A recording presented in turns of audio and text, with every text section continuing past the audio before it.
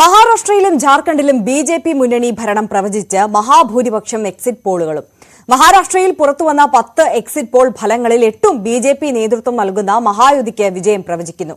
ജാർഖണ്ഡിൽ പുറത്തുവന്ന 7 സർവേയിൽ 5ഉം ബിജെപി വിജയം പ്രവചിക്കുന്നു. കഴിഞ്ഞ തെരഞ്ഞെടുപ്പുകളിലെ എക്സിറ്റ് പോൾ പ്രവചനങ്ങൾ ചൂണ്ടിക്കാട്ടി പ്രവചനങ്ങൾ തള്ളിക്കളയുന്നതായി കോൺഗ്രസും സഖ്യകക്ഷികളും പ്രതികരിച്ചു. വിവരങ്ങളുമായി ഇലക്ഷൻ ഡെസ്കിൽ നിന്നും ആർ കിരൺ ബാബുവാണ് നമുക്കൊപ്പം ചേരുന്നത്. കിരൺ, ബിജെപിക്ക് മുൻതൂക്കം നൽകുന്ന എക്സിറ്റ് പോൾ ഫലങ്ങൾ എത്ര ഏജൻസികളുടെ ഒരു വിലയിരുത്തലാണ് നമ്മൾ എടുത്തിട്ടുള്ളത്? മാത്രവുമല്ല, ഇന്ത്യ സഖ്യത്തിന്റെ ഒരു സീറ്റ് നിലയെ സംബന്ധിച്ചിട്ടുള്ള പ്രവചനങ്ങൾ ഏത് തരത്തിലാണ് വരുന്നത്? സമഗ്രമായ ചിത്രം. ആര്യ, ബി.ജെ.പിയും ബി.ജെ.പി സഖ്യകക്ഷികളെയും സംബന്ധിച്ച് ഏറെ പ്രതീക്ഷ നൽകുന്ന പ്രവചനങ്ങളാണ് വന്നിട്ടുള്ളത്. മഹാരാഷ്ട്രയെ സംബന്ധിച്ച് പുറത്തു വന്ന 10 എക്സിറ്റ് പോൾ ഫലങ്ങളിൽ 8 എണ്ണവും വ്യക്തമായി തന്നെ ബി.ജെ.പി മഹായുതി സഖ്യത്തിന് അവിടെ ഭരണം പ്രവചിക്കുന്നുണ്ട്. ഒരു എക്സിറ്റ് പോൾ മാത്രമാണ് അവിടെ മഹാവികാസ് അഘാഡിക്ക്, കോൺഗ്രസും നേതൃത്വം നൽകുന്ന മഹാവികാസ് അഘാഡിക്ക് വിജയം പ്രവചിക്കുന്നത്. മറ്റൊരു എക്സിറ്റ് പോൾ ഫലം ഇരു മുന്നണികൾക്കും ഒരേപോലെ സാധ്യത കൽപ്പിക്കുന്നുണ്ട്. ആർക്ക് വേണമെങ്കിലും ജയിക്കാനുള്ള സാധ്യത കൽപ്പിക്കുന്നുണ്ട്. ജാർഖണ്ഡിലും സമാനമായ അവസ്ഥ തന്നെയാണ്. ജാർഖണ്ഡിൽ കുറെ കൂടി മെച്ചപ്പെട്ട അവസ്ഥയാണെന്ന് പറയാം. ജാർഖണ്ഡിൽ 7 എക്സിറ്റ് പോൾ ഫലങ്ങൾ വന്നതിൽ 5 എണ്ണം ബി.ജെ.പിക്ക് ഭൂരിപക്ഷം നൽകുമ്പോൾ 2 എക്സിറ്റ് പോൾ ഫലങ്ങൾ ഭൂരിപക്ഷം നൽകുന്നത് JMM കോൺഗ്രസ് സഖ്യത്തിനാണ്.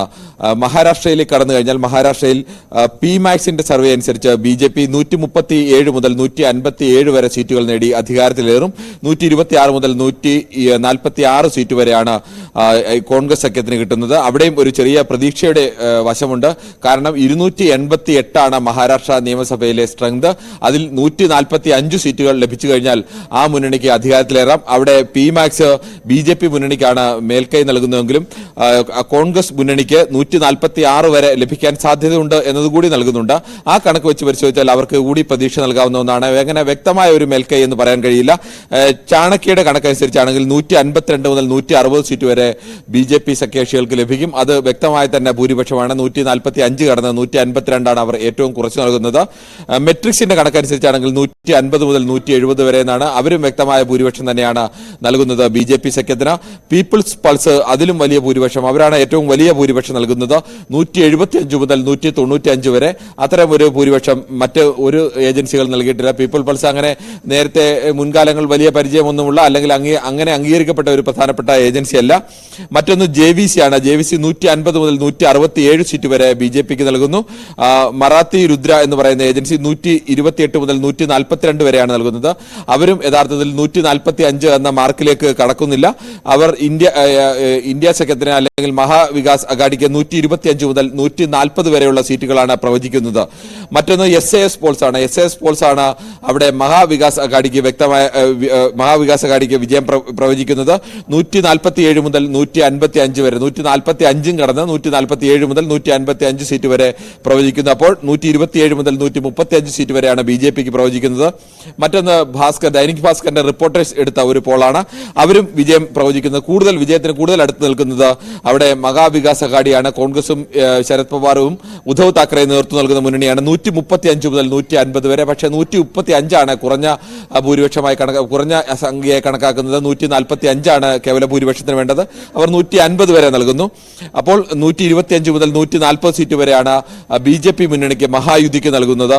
പോൾ ഡയറി ആണെങ്കിൽ 122 മുതൽ 186 വരെയുള്ള വളരെ വിശാലമായ ഏറ്റവും താഴത്തെ സംഖ്യയ്ക്കും മുകൾ സംഖ്യയ്ക്കും തമ്മിൽ 60ഓളം സീറ്റുകളുടെ വ്യത്യാസത്തിലാണ് പോൾ ഡയറി നൽകുന്നത്. 122 മുതൽ 186 വരെ ബി.ജെ.പിക്ക്, 69 മുതൽ 121 വരെ കോൺഗ്രസ് സഖ്യത്തിന്, മറ്റുള്ളവർക്ക് 12 മുതൽ 29 വരെ എന്നാണ്.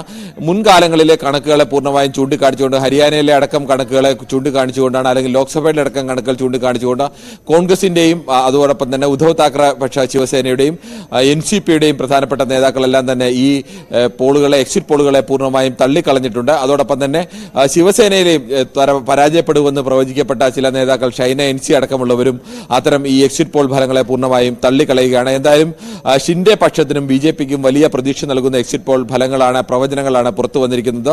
ജാർഖണ്ഡിനെ അപേക്ഷിച്ച് നോക്കിയാൽ ജാർഖണ്ഡിലും ബി.ജെ.പിക്ക് മേൽക്കൈ നൽകുമ്പോഴും അവിടെ കുറെ കൂടി എക്സിറ്റ് പോളുകൾ കോൺഗ്രസ് JMM സഖ്യത്തിന് കൂടി വിജയപ്രതീക്ഷ നൽകുന്നുണ്ട്.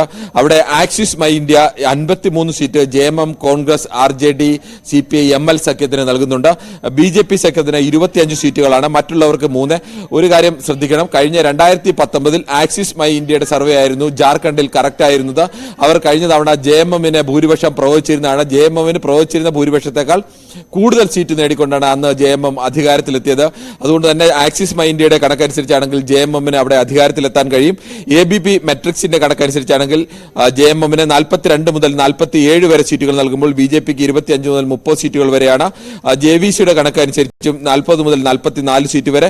ഭാരത് പ്ലസിന്റെ കണക്കനുസരിച്ച് 43 സീറ്റുകളാണ് BJPക്ക് നൽകുന്നത്. എന്തായാലും BJPയെ സംബന്ധിച്ചാണ് പ്രധാനപ്പെട്ട പോൾ ഏജൻസികളെല്ലാം തന്നെ അവർക്കാണ് ഭൂരിപക്ഷം മഹാരാഷ്ട്രയിലായാലും ജാർഖണ്ഡിലായാലും നൽകുന്നത്. ജാർഖണ്ഡിൽ അങ്ങനെ ഇരു മുന്നണികളിലെയും പ്രധാനപ്പെട്ട നേതാക്കളുടെ ഭാഗത്ത്, രണ്ടാം നിര നേതാക്കളുടെ ഭാഗത്തു നിന്നൊക്കെ ഈ പോൾ ഓഫ് പോൾസിനെ എല്ലാം തള്ളിക്കളഞ്ഞുകൊണ്ടുള്ള പ്രതികരണങ്ങൾ വന്നിട്ടുണ്ട്. ഇന്ന് ഹേമന്ത് സോറൻ അടക്കമുള്ളവർ പ്രതികരിച്ചിരിക്കുന്നത് ഇന്ന് സന്താൽ മേഖല, ഗോത്രവർഗ വിഭാഗങ്ങൾക്ക് വലിയ മേൽക്കൈയുള്ള സന്താൽ മേഖലയിലടക്കമാണ് ഇന്ന് വോട്ടിംഗ് നടന്നത്. അവിടെയും സാമാന്യം ഭേദപ്പെട്ട 70% എത്തി അവിടുത്തെ പോളിംഗ്. അതുകൊണ്ട് തന്നെ അവിടെ JMMനും സഖ്യകക്ഷികൾക്കും വലിയ വിജയമുണ്ടാകും എന്നുള്ള പ്രതീക്ഷയാണ് നിൽക്കുന്നത്. ഗോത്രമേഖലയിൽ JMMനുള്ള മേൽക്കൈ ഇന്നത്തെ പോളിലുണ്ടാവും. ഒന്നാം ഘട്ടത്തിലും സമാനമായ രീതിയിൽ തന്നെ മുൻകൈ ഉണ്ടാവും എന്നുള്ള പ്രതീക്ഷയാണ്, അല്ലെങ്കിൽ അത്തരമൊരു പ്രതികരണമാണ് JMMന്റെ ഭാഗത്തു നിന്നും കോൺഗ്രസിന്റെ ഭാഗത്തു നിന്നും ഉണ്ടായിരിക്കുന്നത്. തീർച്ചയായും കിരൺ ബാബുവാണ് ഇലക്ഷൻ ഡെസ്കിൽ നിന്ന് വിവരങ്ങൾ നൽകിയത്. എന്തായാലും BJPക്ക് മുൻതൂക്കം നൽകുന്ന എക്സിറ്റ് പോൾ ഫലങ്ങളാണ് പുറത്തു വന്നിട്ടുള്ളത്.